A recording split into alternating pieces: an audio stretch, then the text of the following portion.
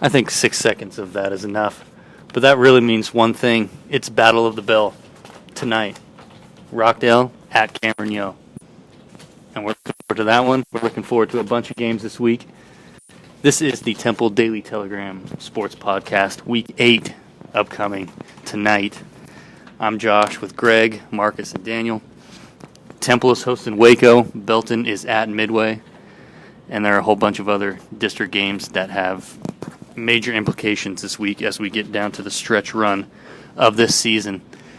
I think we should start off with Rockdale Cameron Yo, and then we'll get into some area stat leaders, touch on Temple, touch on Belton, and some other games that are standing out. But I've seen Cameron Yo play a bunch of times. I've seen Rockdale play a bunch of times. I haven't seen them play each other. So I'm going to throw it over to a couple people who have seen this game in person, or at least one. I'm going to start out with Marcus. He covered the last one. Last year's game, 80-54 Rockdale, in the highest scoring Battle of the Bell ever. What's it like out there, Marcus, when these two teams play? It's kind of a controlled madhouse. There's really, unless you experience it, there's no words to put it together, really. People show up early. I mean, heck, there might be people out there right now. I don't know what time you're going to be listening to this, but if you're listening to it and you're not at the gate, you're already too late. Last year, I was in Rockdale over an hour early, and the people were lined up. Parking lot was already full. I expect the same thing tonight in Cameron. It's always like that. And we played the bells to start the podcast, and the winner of this game will ring that bell all night long. If you're not from the town that wins, it's really annoying to hear it. I can tell you that much. But it's a fun environment. It is kind of, I've watched a lot of state rivalry games. I mean, some better ones. I've watched Tyler versus Tyler Lee out in East Texas, Marshall versus Longview, when those two teams were pretty good. And this game is really right up there with some of the best rivalries.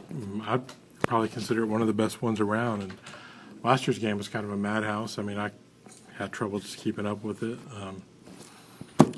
Kind of expect the same thing tonight. I mean, this year, both these teams got off to a slow start.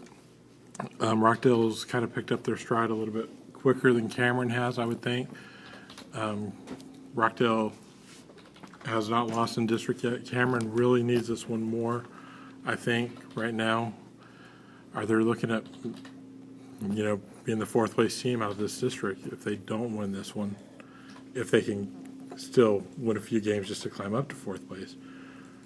And Rockdale, they're looking at having a perfect district season. And before I guess I go into anything further about the game, if anybody else that's been there wants to say anything about it, I know Greg's probably seen the game before. So, Greg, if you have anything you want to add about the atmosphere out there? I will. It's really a game that is looked forward to out in Milam County the whole year. Probably more so for the team that loses. You can't wait to get that next meeting underway so you can try to win the bell back. If you're in the possession of the bell, obviously you want to keep it, but I think there's always a little more incentive on the other side to take it back. And one thing that makes a good rivalry is that both sides win. I mean, if one team's winning all the time, it's still a rivalry, but it doesn't have quite the heat. And these teams have, even though Cameron's gotten the better of the rivalry through the years, I'd say in the last maybe 10 to 15 years, it's been a lot of back and forth.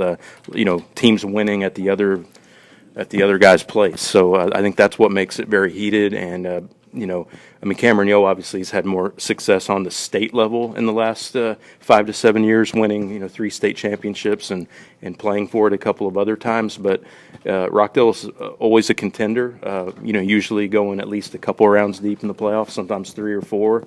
I think you see how good the football is when, I think it was 2 years ago, Rockdale won the regular season meeting, and then they met again in the playoffs, and Cameron got revenge, on their way to the state championship. So, that just shows you the quality of football on both sides. And, I would say this is it's a respectful rivalry, but it's very heated too. I think there's a lot of bragging rights. These people are close enough. in proximity, that they know each other. I don't know if, is it bitter? Is there hatred? I don't know. That's hard to say, but it's definitely heated, very competitive, and it's kind of got all the things you would like in a rivalry, and it's right up there with any of the best in the state. Yeah, you mentioned it being pretty even over the last 10 years. It actually is even, 5-5, 5 wins for each team over the last decade. And we've talked each week, basically, about Cameron Yo and what it's gone through this season, not looking quite like the yeoman of the recent past. Turnovers and at costly times, penalties, things like that have put them in a must-win pretty much the remainder of the season. They responded last week by breaking their 5-game losing streak. They beat Jarrell pretty handily. But they're running into a Rockdale team that can still contend for that district championship. Franklin is still unbeaten, and so is McGregor. But Rockdale, I think they see this as a golden opportunity to really kind of climb out of the shadow of Yo this season for sure. Yeah, but just to clarify though, Franklin did beat McGregor last week, so really Franklin. I just wanted to, not that anybody around here really cares that much about it, except for the district standings. But yeah, a second ago, Greg mentioned kind of asked about it being heated, and I think since the Alcoa plant in Rockdale kind of shut down a few years ago, it's kind of tamed a little bit over the years because Cameron's got they're all Milam County folks and they work together and they see each other all the time. And since that kind of brought both communities together, because a lot of Cameron people worked at that plant, a lot of Rockdale people obviously did, and it kind of affected both communities. But it kind of made the game was a lot more important that first year when that happened, and now they're kind of back to it again. And excuse me, but yeah, it's like you mentioned, Rockdale does have that chance to win the district championship still, and it's a pesky little Cameron team that's going to stand in their way, and we'll see what happens tonight. Tori Loughlin's kind of been tearing it up for Rockdale this year. He's kind of their stud quarterback, 720 yards rushing, 860 through the air. Then on the other side, you have Zach Andrus for Cameron Yo, who's mainly a passing guy, and the one thing that might hurt Cameron tonight is the fact that they haven't quite found a solid running game yet. They've got guys that can run the ball, but they still haven't found that guy that can just pound it in, get 3 yards when they need it, get 4 yards. And that's what's been hurting them. And, of course, I think we've talked about this in weeks past, but this is definitely a Rockdale team that knows how to take advantage of a team that cannot run the ball. So I was going to say two guys to really keep your eye on. Two of them were the ones Marcus just mentioned, Tori Loughlin and Zach Andrus. These are guys that are experienced quarterbacks, definitely capable of lighting it up. Loughlin a little more of a dual threat guy, Andrus through the air, but they're two guys to really keep your eye on. Iverson Westbrook for Cameron Yo, he's an all-around great player, catching the ball, running the ball. He's definitely Andrus's top target. And then on the Rockdale side, Jaquaylin Crawford after coming back from his shoulder injury, he's a guy that just does a lot of things for Rockdale. So, those two guys could play a huge role in which team gets the upper hand. And Iverson Westbrook, his older brother Dede, was a star at Oklahoma, and then you've got Jaquaylin Crawford, who's an Oklahoma commitment. So that shows you there's some talent rolling out of Milam County. And if hopefully you already have a ticket to this game if you're planning to go to it. But if you're looking for somewhere to get entertained on Friday night, I would say this is a good bet. Yeah, go ahead. I was just going to say, Greg just kind of mentioned the key players that I was going to point on a little bit later. Crawford and Westbrook, if you have not seen these guys play, it's worth the price of admission just to go watch them tonight. And, like Greg said, if you don't have a ticket yet, it may be too late. It's one of those games that does sell out. So, like I said, be there early, try and get the best seat possible. And we'll see what happens tonight on the field. It should be a fun one. Last year, of course, 80-54 in favor of Rockdale. And if you're Cameron Yo, you're thinking, if I score 54 points, I'm feeling pretty good. It's kind of the team Cameron Yo was last year, but Rockdale puts up an 80-point spot on you. You're not feeling so good about yourself, especially because it was to Rockdale. So we'll see what happens. A loss by the Yeoman would be their third in district, and that's about all you can afford in 10-3A if you want to get out of that district and get to the playoffs. That district also has another key matchup between Academy and Troy, one we're going to be keeping our eye on. Both of those teams need a victory. Academy's 1-1, Troy's 1-2, so they're just kind of floating there on the bubble. And this game is usually one of those swing games. The winner has an inside track to the playoffs. We're going to keep it around the area for a little bit. Throw it over to Daniel for some area statistics, and then if you want to touch on the game you're going to be at tonight, Rosebud Lot and Holland, which is a big game in that district too. Yeah, we've got a ton of games to go over, so I'm going to keep these area leaders short and sweet. Jacorian Johnson out of Rosebud Lot, he leads all rushers with over 1,200 yards and 18 touchdowns. Max Wojtek out of Holy Trinity, 1,012 yards rushing, 15 touchdowns. And then wrapping it up is DJ Weaver out of Bruceville Eddy. He's got 987 yards and 14 touchdowns. Moving on to your gunslingers in the Temple area, some names you've already heard of on the podcast. Zach Andrus out of Cameron Yo. He has got 1,649 passing yards to go along with 21 touchdowns. That by and far leads the area.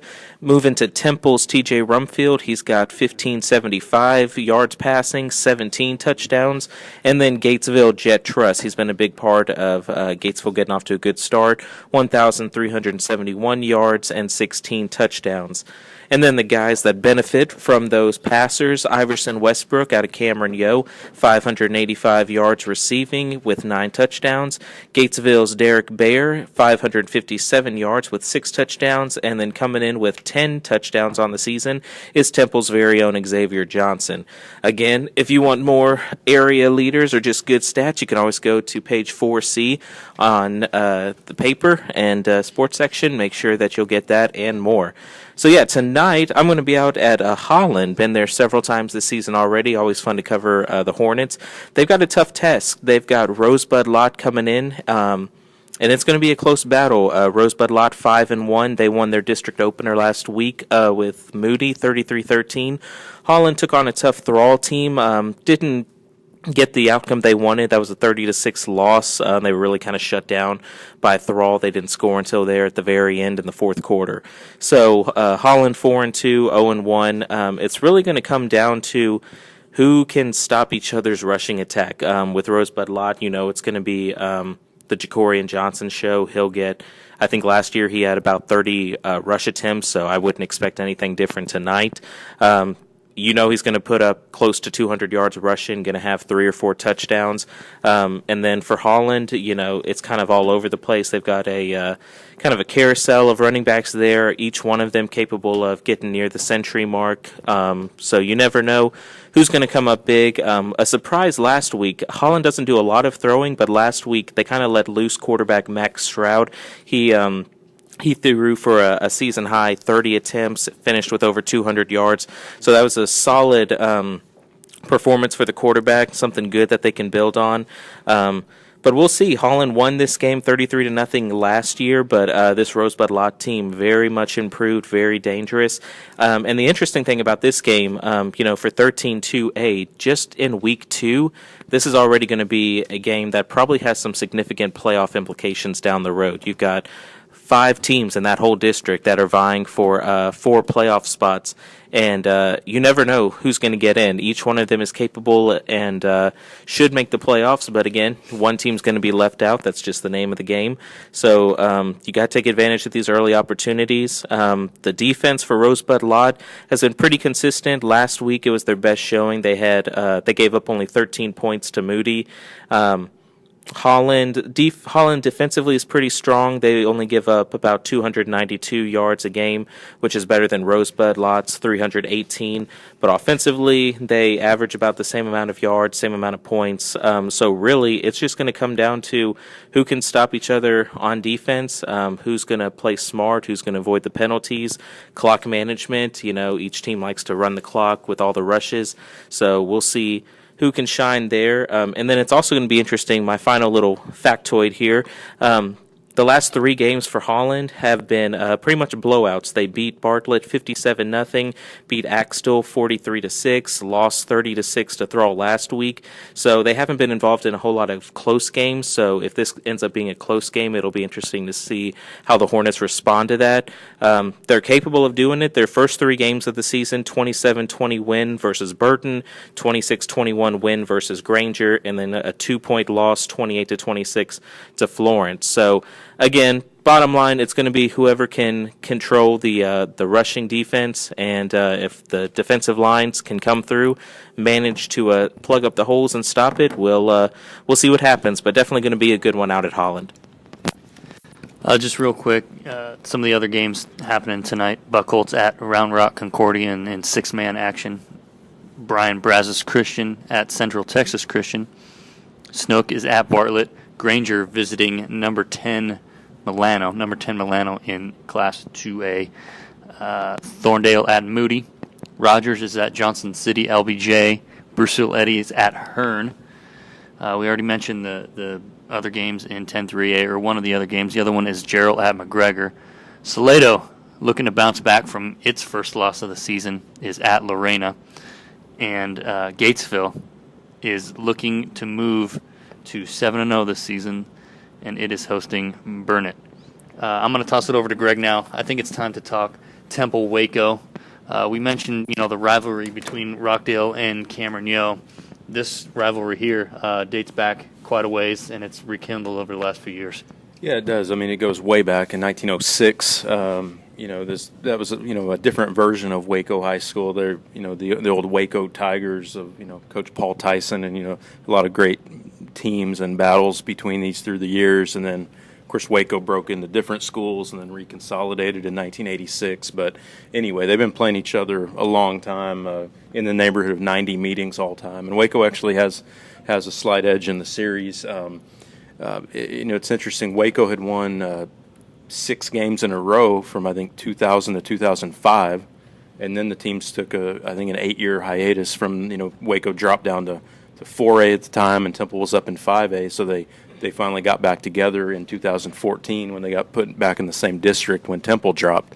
And Temple's dominated since then, 3-0.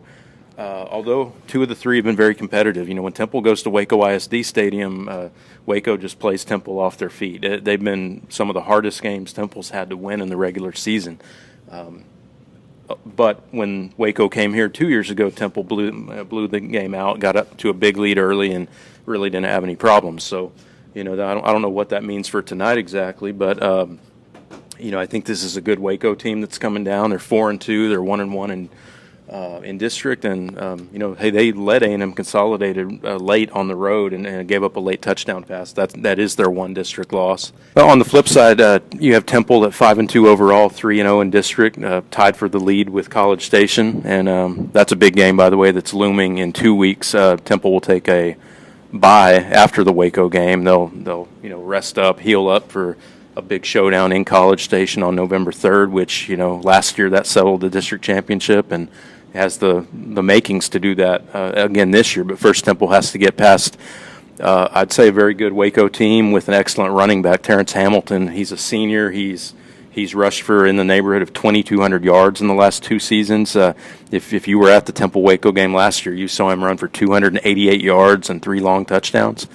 He's kind of got the whole package. He's fast, he's strong, he's elusive. So Temple will definitely have their hands full with him.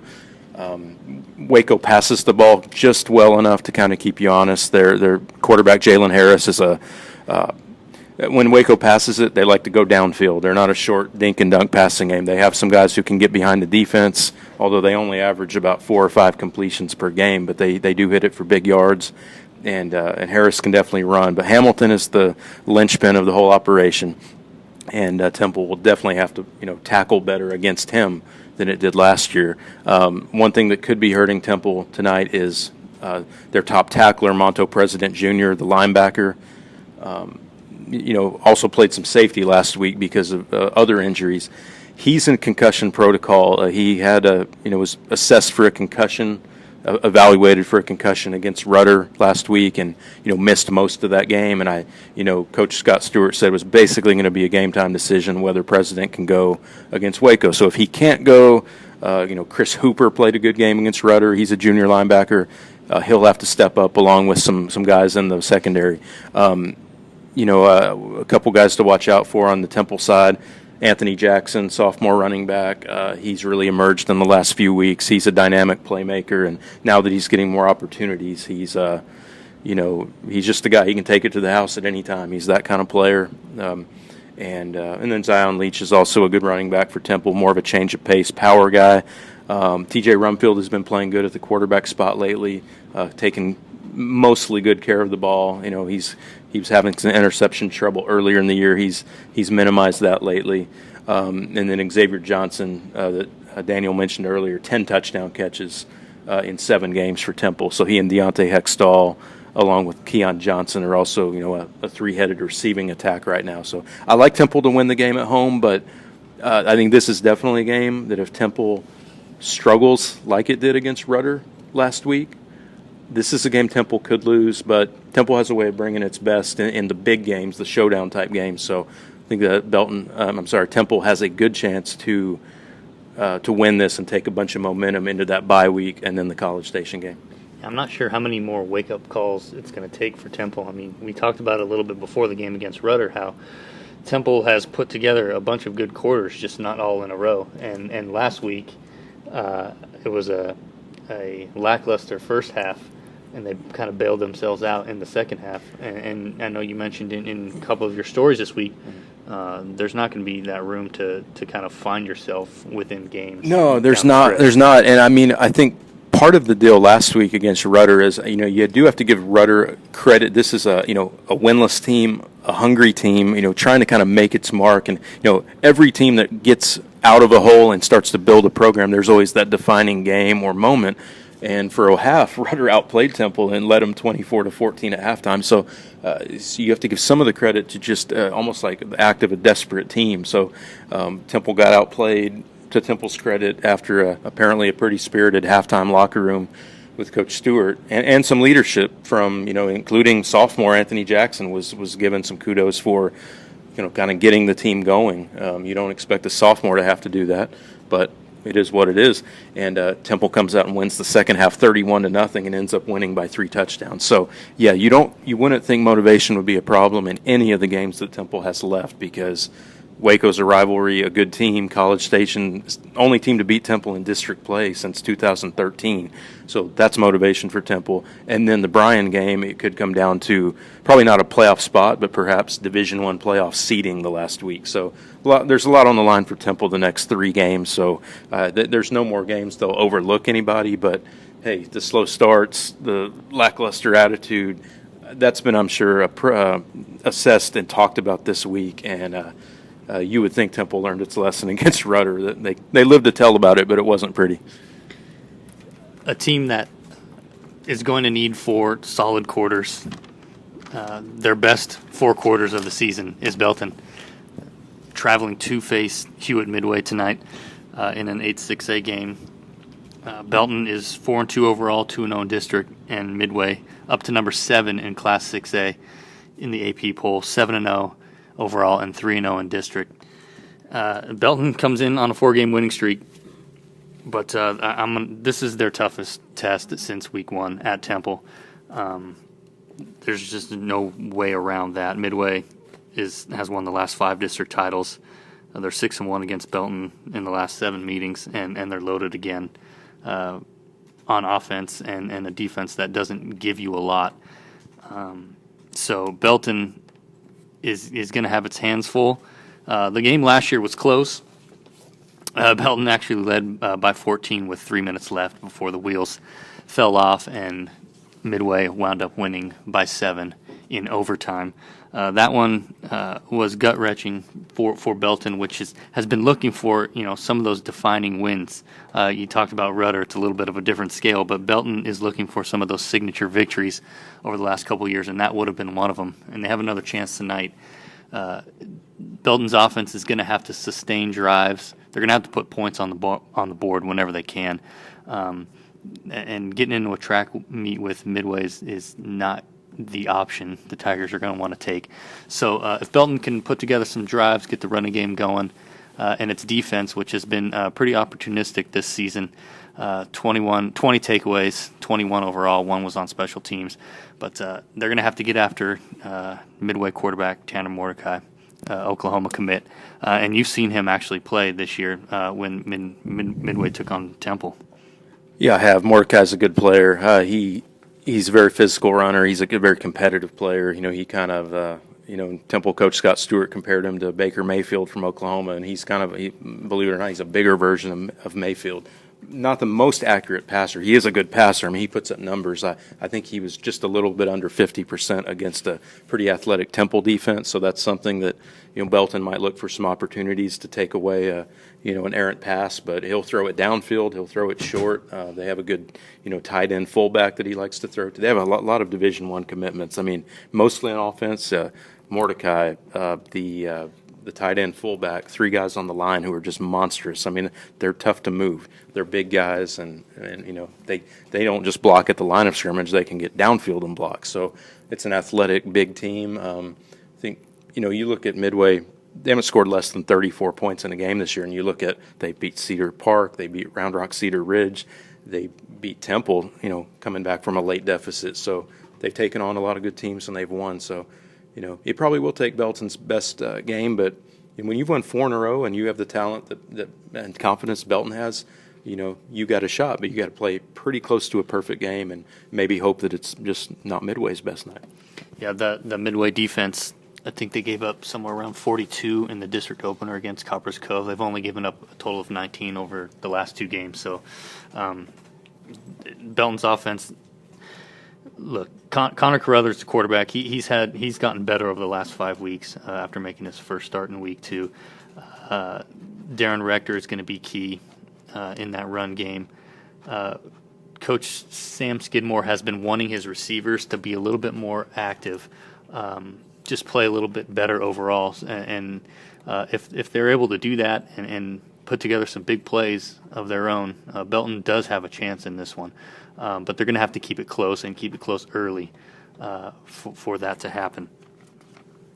So, of course, Belton's going to want to win this game. I mean, who doesn't want to win a game? But this one would, put them in the driver's seat with 3 district games remaining toward that championship that they've been searching for. But either way, they're in a pretty good position going into this one. So not only is this one big, but how they respond afterward, win or lose, over the next 3 games is also going to be big. And speaking of, district and district races, we're going to go back to Salado and the Eagles losing their first game of the year, and it was in their district opener, and that's a smaller district. There's only so many games you have, and they're at Lorena, which is kind of having a down year, but is usually pretty good. Yeah, Salado obviously was having really played about as well as a team could play for the first half of the season. Of course, those were all non-district games, and Salado took that 5-0 record into district, and played what it looked like Salado's game to win, but Fairfield's not a bad team, and came in and beat Salado 42-35 in overtime. In Salado. Salado rushed for a bunch of yards in that game.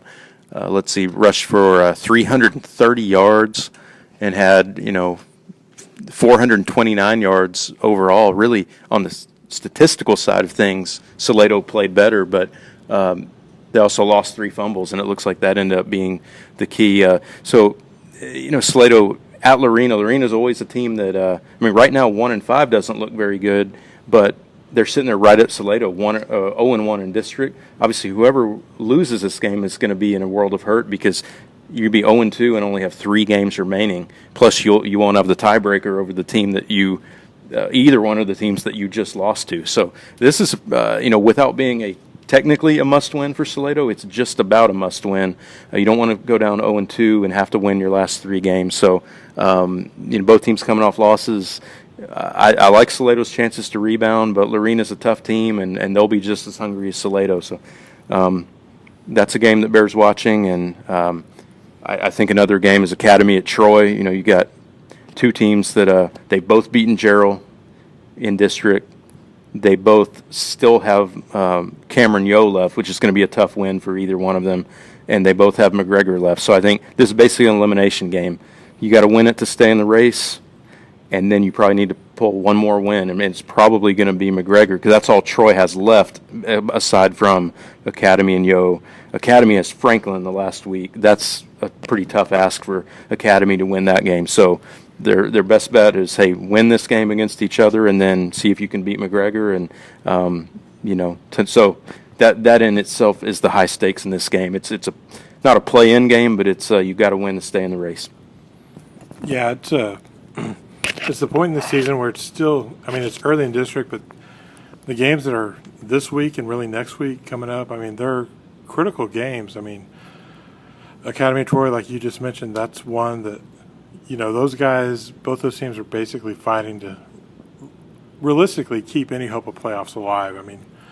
The winner still might have a chance, and it's a tough road in that district. So really, no matter where you're at tonight, there's no reason to be sitting at home on a Friday night. There's so many good games. Temple against Waco, Belton Midway, the Battle of the Bell, Rockdale Cameron, Rosebud Lott Holland, even Academy Troy, and Salado. You got Gatesville out there trying to keep their perfect season. This is a great week for high school football.